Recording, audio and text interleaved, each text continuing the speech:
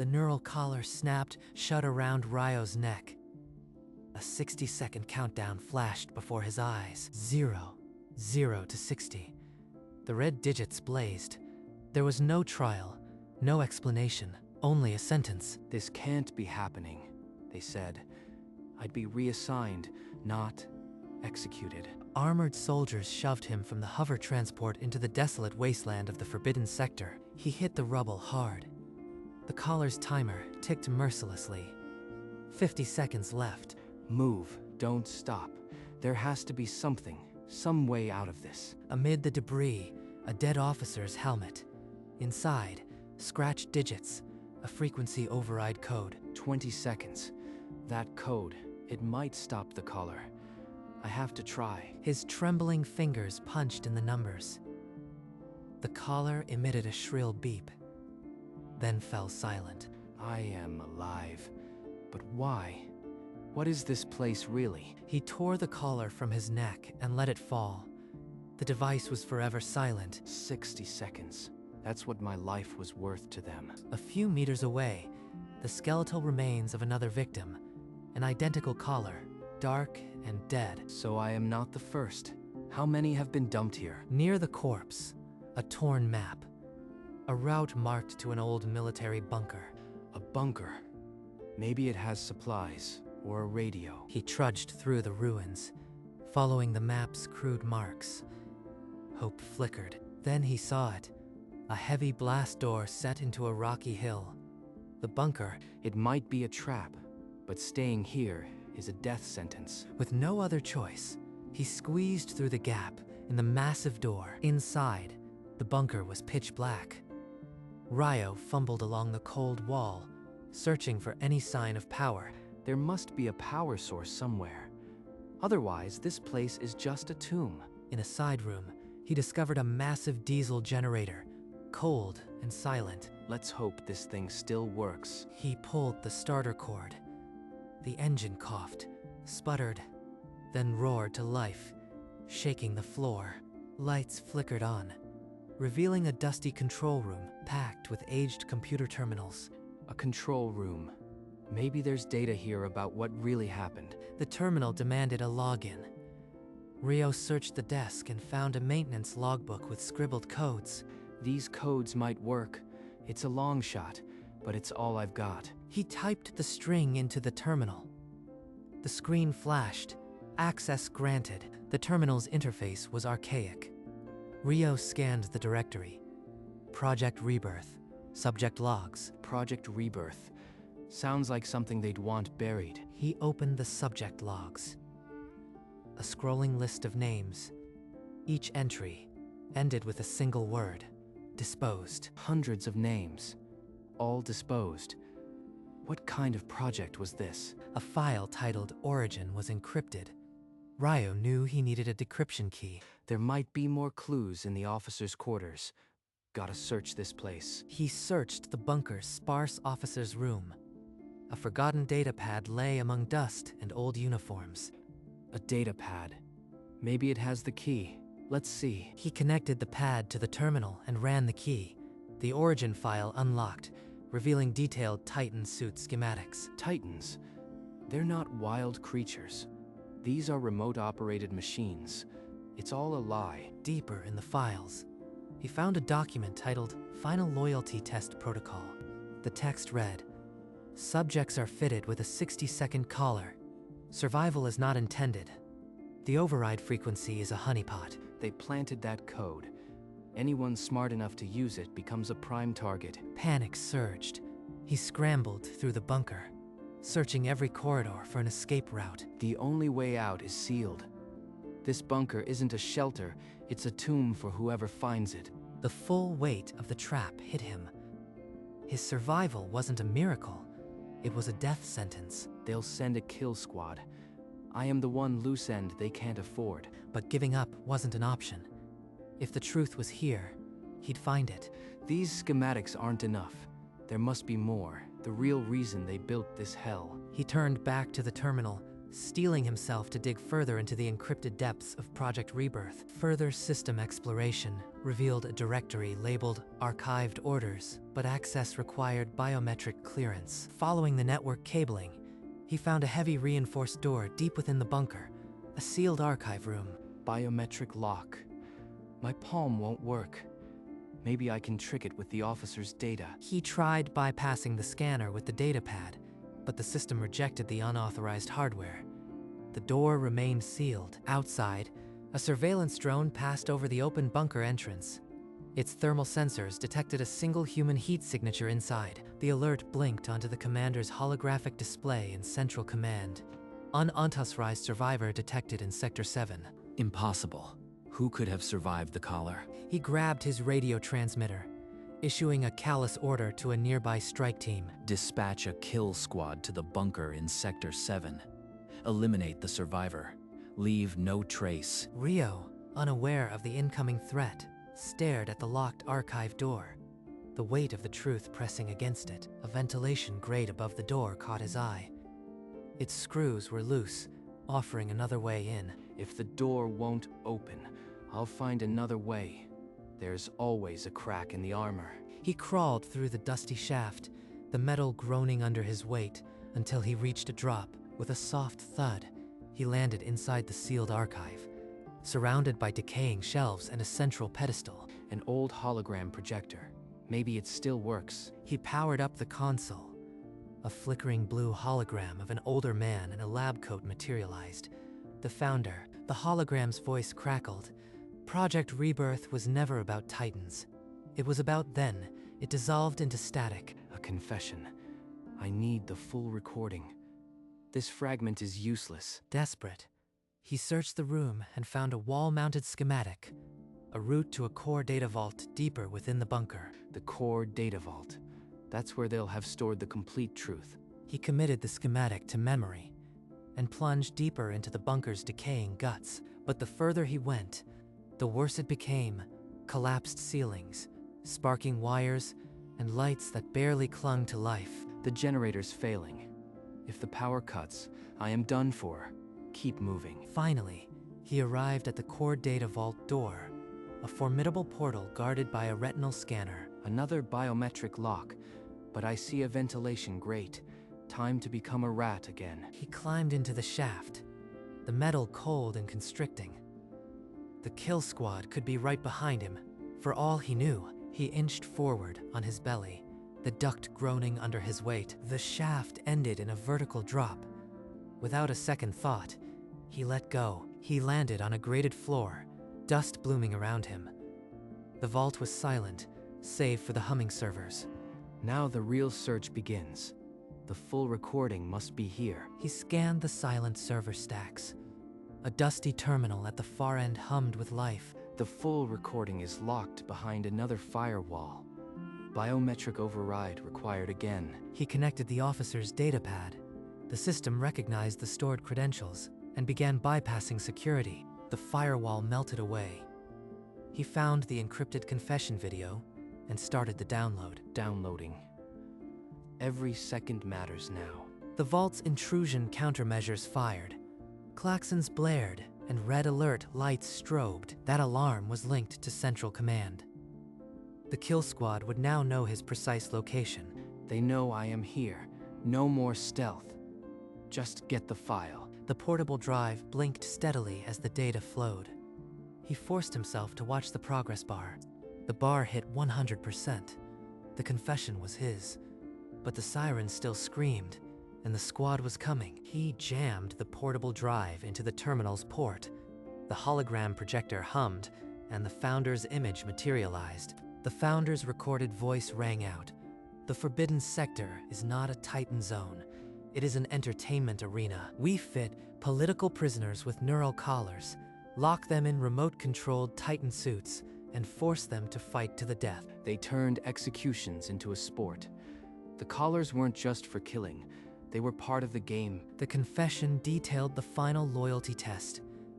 Anyone clever enough to deactivate their collar became a target for elimination. That's why the override code was planted, to filter out the smart ones and erase us quietly. The video ended. Ryo's hands trembled. He was the sole witness to a crime so vast it threatened the entire regime. I can't let this die with me. I need to send this recording to every military channel. He stumbled into an adjacent comms room. A long-range transmitter lay dormant, its casing cracked, and wires frayed. It's damaged, but it's my only shot. If I can bring it online, the truth goes out. He opened the transmitter's service panel and stared at the empty socket. The signal amplifier was missing. Without the amplifier, the transmitter can't push a signal beyond the sector. It's useless. A thunderous explosion shook the floor. At the bunker entrance, the kill squad began their breach. The squad was inside. He had minutes, maybe less, before they reached him. He remembered a storage locker down the corridor. Abandoning the repair, he sprinted toward it. He wrenched open the locker. There, among dusty components, a heavy signal amplifier waited. Got it. This is my last chance. Back to the comms room. Squad, secure the corridors. Find the target and eliminate. Ryo heard the order through his own crackling radio. He ran faster. The amplifier clutched to his chest. He burst into the comms room, slammed the door, and began connecting the amplifier with trembling hands. He locked the amplifier into place and flipped the power switch. The transmitter hummed to life. It's working. Now connect the drive and push the broadcast.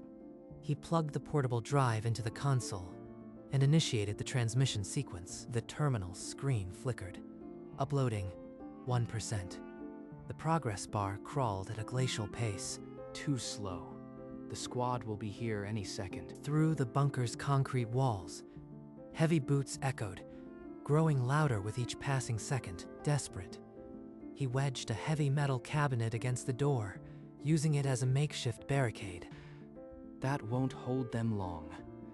Come on, upload faster. The squad reached the door. A thermal torch ignited, its orange glow seeping through the cracks. The upload reached 23%.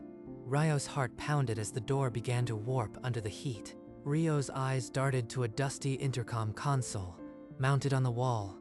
A relic of the bunker's PA system, he grabbed the microphone, toggled the all-call switch, and blasted feedback static through every speaker in the bunker. Hold. What is that noise? Find the source and shut it down. The piercing static disoriented the soldiers. The thermal torch fell silent as they covered their ears. The upload bar crept upward. 28, 31, every digit a stolen second. Keep them scrambling. Every second of confusion is a step closer to the truth being out. The squad leader barked orders, sending 2 men deeper into the corridor to locate the noise. 38, 42%. The transmitter dish hummed, pushing the signal into the void. A rifle shot echoed. The squad had found a speaker and destroyed it. The static died instantly. The upload hit 50%, but the torch roared back to life, and the door began to sag inward. Shut down the main breaker. Cut all power to this section now. A soldier slammed the heavy switch. The comms room plunged into darkness, the terminal screen dying. No, the upload. I can't lose it now. Emergency power flickered on, keeping the terminal alive, but the battery icon flashed at critical. Minutes left. I need to reroute power. The generator's still running. Maybe I can bridge the cables. He pried open a maintenance hatch and dropped into the cramped crawl space beneath the floor. Can't see a thing. Follow the main trunk line. It leads to the junction box. His fingers traced the thick power cables, navigating by touch alone in the suffocating dark. The distant clank of the squad's boots echoed through the metal framework. They were getting closer. He found the junction box, its cover rusted shut, and began prying it open with bleeding fingers. The upload remained frozen. The final wire sparked against the bus bar.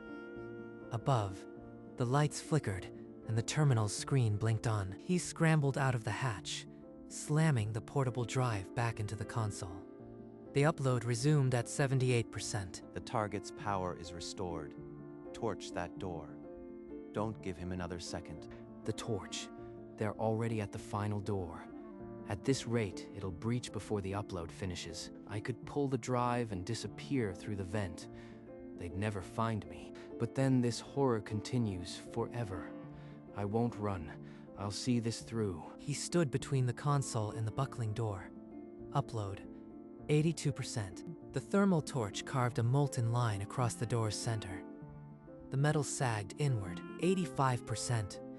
The heat from the door forced sweat from his skin, but he planted his feet. Just a little more time. Come on. With a deafening shriek, the door blew inward, metal and smoke filling the room. The squad leader emerged first. Rifle leveled, his soldiers fanning out to block any escape. Rio moved in front of the terminal. Arms spread wide. The screen read, uploading, 99%. Just a few more seconds. Keep them talking. Get away from that console, or I'll put a bullet through your skull. Instead, Rio wrenched a metal chair from the floor and hurled it at them, buying a moment of chaos. The screen flashed triumphantly. Transmission successful. A faint smile crossed Ryo's face. The squad leader fired. A single shot tore through Ryo's shoulder, sending him crashing to the ground. He crumpled, blood pooling beneath him, but his gaze remained locked on the terminal. They can't erase it now. The truth is out there. The squad leader stepped over debris and checked the terminal. The words on the screen stopped him cold. Transmission successful. Commander, the target transmitted before we could stop him. The recording is out across every military channel. Static. Then the commander's voice exploded through the speaker, raw with fury. What? How could you let this happen? Every channel is compromised. Contain this immediately. Shut down all external data relays. Rio lay bleeding on the cold floor, his vision blurring. He heard the panic in the commander's voice and felt a faint ghost of a smile. Listen to him squirm. The higher-ups will tear each other apart now. The squad leader looked from Rio's still form to the terminal, then back. The damage was irreversible. Rio's thoughts drifted to the faces of the nameless dead, in the wastelands, and those who might now live because of him. I wasn't just a technician.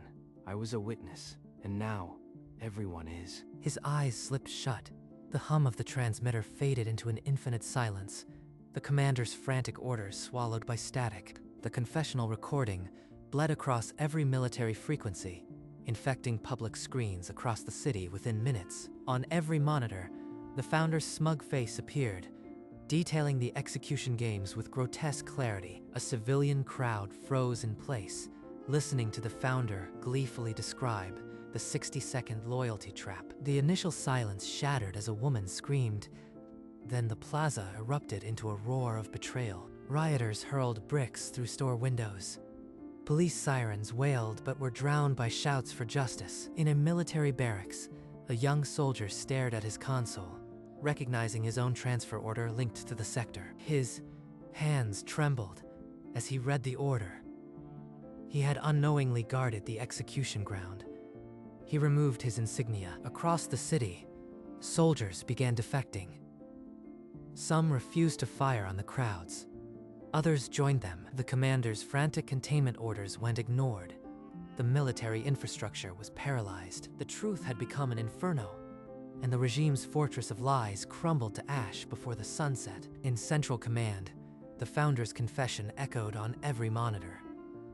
The guards stood frozen in horror. Belay that. It's a fabrication, a last act of sabotage by a traitor. But a young soldier stepped forward, his rifle trembling but aimed squarely at the commander's chest. The commander's face twisted in disbelief as his own men forced his hands behind his back, securing cuffs. Miles away in the bunker, the squad leader's radio blared with an urgent, unfamiliar command. Stand down. Revoke all kill orders. Revoked. We just executed a man. For what? He glanced at Ryo's lifeless form. The transmission successful. Screen still glowing. A silent accusation. He wasn't a threat. He was a witness. And we silenced him. The squad members exchanged uneasy looks, weapons dipping as the new orders repeated, more insistent. Above them, through the bunker's thick concrete, the distant chants of rebellion grew into an undeniable chorus. In a small repair shop, On the city's fringe, a young technician stopped his work and stared at the screen. The founder's voice detailed the 60-second caller. A cold dread washed over him as he remembered. He recalled the day military police dragged Ryo away for refusing to falsify equipment logs. The grim connection clicked. Ryo had been sent to the Forbidden Sector as punishment, and now, executed. He had stood aside, too afraid to speak up. The guilt was a physical blow, but then the guilt turned to resolve.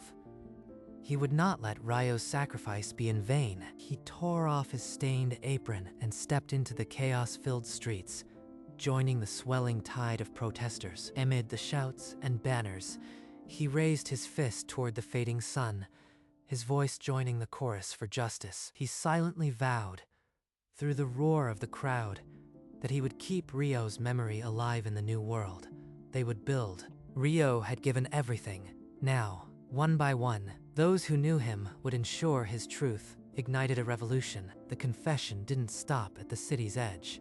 It leaped borders, igniting global outrage. News agencies broadcast the founder's words in every language. The world watched the regime's lies unravel. Ryo's name, attached to the recording, spread from mouth to mouth.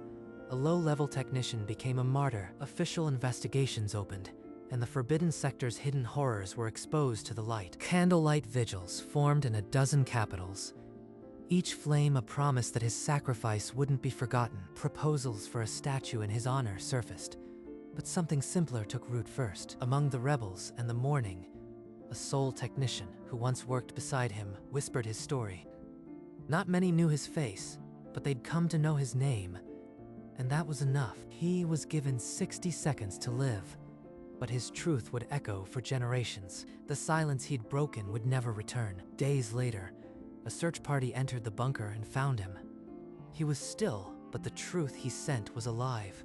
They gently turned his body and found a photograph tucked inside his jumpsuit, worn at the edges, faded by time. The image showed him with a kind-eyed woman and a small child, their smiles frozen in a time before betrayal. One of the rescue workers placed the photo on the console next to the dead screen, creating a makeshift memorial. He never had a statue. He never had a grand funeral. But he had something more enduring. He had given the world a truth no force could suppress, sparking a rebellion that demanded justice. The caller was meant to silence him in 60 seconds. Instead, it made him louder than any voice in history. The photograph stayed in that bunker, a silent witness to an ordinary man who refused to be erased. He was given 60 seconds to live, but his truth gave millions a new life. The transmission of a lifetime, the end.